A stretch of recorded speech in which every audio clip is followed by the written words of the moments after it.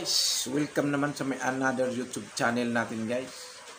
Bali ngayon guys, medyo matagal-tagal tayong hindi nakapag-upload. Dahil nga busy tayo ngayong week.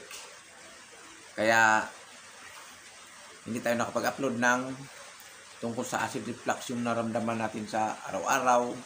Kasi ito talaga yung isa talaga sa pinakaano natin ngayon kung yung naramdaman natin na medyo malakas ang acid, talagang araw-araw yan nagpaano sa atin, nagparamdam yan, lalo na yung akala mo may kakaiba ka ng sakit sa buong katawan mo kasi nga yung pamumuhay mo hindi na naging normal. Ganoon katindi yung acid reflux talaga guys. Lalo na pag ano ka pa lang dito, baguhan, ay talagang maano ka dyan, mawalang gana ka dyan sa buhay mo kasi nga hindi ka normal. Yung naramdaman mo parang cancer, parang yung may cancer ka sa katawan kasi nga kusang ano yan, nagparamdam yan. Halos araw-araw pa nagpaparamdam sa atin yan yung mga ganong klase. Kaya talaga pag umatake talaga yan guys, yung masabi ko lang talaga yan, relax lang talaga. Relax lang. At marami nagsabi na ano raw ginagawa ko, bakit daw gumaling at nawala yung acid reflux ko. Yung acid reflux naman guys, hindi naman talaga mawawala yan. Andyan lang yan sa katawan natin. Kaso lang, na-control na natin yan kasi nga, ikaw ba naman ilang taon ka na nagkakasakit na, hindi mo pa matanggap yan, hindi mo pa kabisado yung sakit mo. Nagkumatake yan, alam mo na ang gagawin yan kung anong gagawin mo dyan pag umatake na yan. Kaya ang nangyari dyan, may acid ka pa rin, pero nakokontrol mo na. Hindi ka tulad dati na baguhan ka, para kang natulala dyan na hindi alam kung anong gagawin, kundi doktor, hospital. Yan talagang mangyayari dyan pag talagang takot na takot ka. Ang takbuhan mo talaga dyan pag sobrang takot mo na, hindi mo na ang gagawin, hospital talaga dyan kasi nga sobrang kaba mo, nervous. Yan.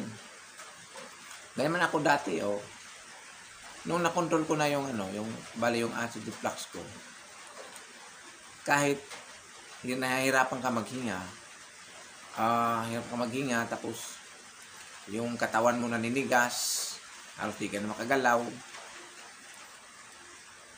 parang gusto mo magpa-hospital kasi nga hindi mo pa na-control. Pag na-control mo na yun, parang baliwala na sa'yo yun. Parang naging normal na lang yun. Kaya ganito na lang guys yung gagawin natin. Pag sa oras na matake yung acid reflux natin, pabayaan lang natin kasi nga wala naman tayong magagawa dyan kundi sarili natin, kontrolin lang yung sarili natin. At saka yung pangunahan mo yung natin, Panginoon, na sabi na mamatay na ako, wala na ganito. Huwag mali yun. Habang buhay ka, mayroong pag-asa yan. Huwag natin pangunahan yan. Huwag tayo mag-isip ng ganun. Kasi Diyos lang ang nakalam tungkol sa buhay natin. Kaya habang buhay tayo, dapat maging masaya tayo. Tanggapin natin kung anong meron tayo. Kasi ang acid reflux, pag wala ang tao, pag walang acid reflux yan, pag kinausap mo yan, sa naramdaman mo, hindi ka maintindihan yan.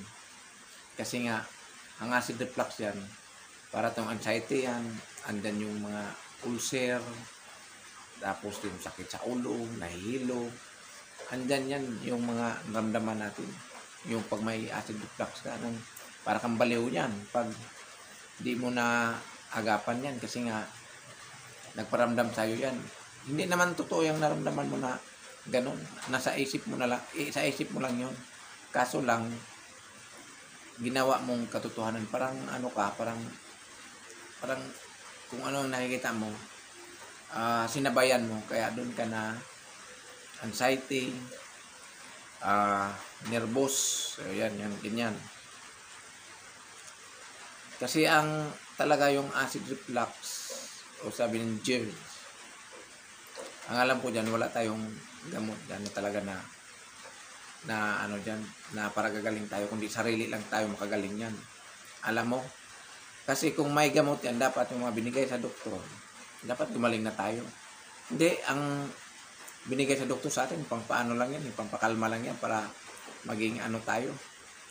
Para hindi tayo mas masyadong manervyos. Parang ano sa kanila, yung pampakalma yan. Yung katulad sa akin dati, nung baguhan ako, talagang nagpa-hospital ako kasi nga, yung paningin ko sa dalawang tao, ang paningin ko sa isang tao, naging dalawa na yun. Tapos, yung pag may kausap akong tao, para siyang, yung mukha niya parang gumanong-ganon, nagwe-wave na ganon. Tapos,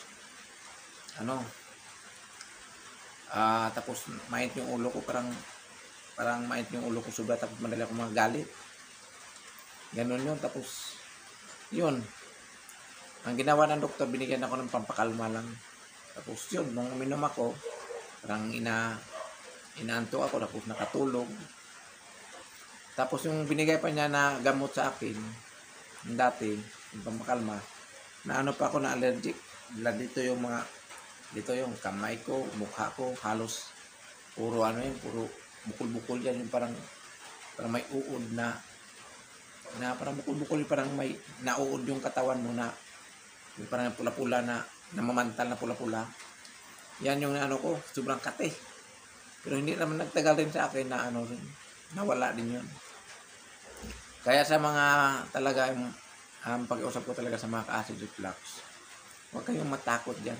Pabayaan nyo kung atake mo yung acid nyo. Huwag kayong tulala.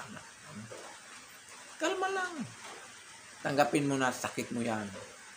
Kasi pag sa oras na nakukontrol mo na yan, ay, sabihin ko sa'yo, para kang para kang pag nakontrol mo na yan, parang normal ka na rin. Kasi, pag umaatake yan, sabihin mo lang na, acid reflux to. Hirapan ka maghinga, acid reflux to. Di ka mapakali, acid reflux to. Marami kami dito na ganito, pero na naman nila. Kaya hindi ako magpadala. Kaya yon, kung sino yung mga may acid reflux na mga matatakotin, huwag nyo silang gayahin na ganun. Dapat maging matapang lang kayo.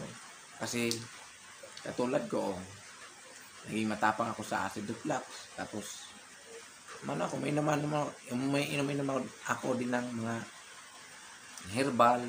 Tapos, din ako, nag-exercise. Gumagawa ako ng paraan kung para rin ako gagaling. Hindi ako nakatungangan, nakahiga lang. Hindi. Gumagawa rin ako ng paraan kung ano ikabubuti sa katawan ko, anong kakainin ko, gano'n. Gano'n lang, guys. Kaya, sabi ko sa inyo, huwag ko yung matakot. Gawin yung inspirasyon yung mga buhay nyo kung bakit kailangan natin lumaban, maging magpalakas. Maggawa tayo ng inspirasyon. Tayo ang gagawa kung paano ito gagaling. Kasi walang ibang makagaling kundi tayo lang. Kaya huwag matakot, huwag manervyos, huwag matulala. Tanggapin natin kung anong meron tayo.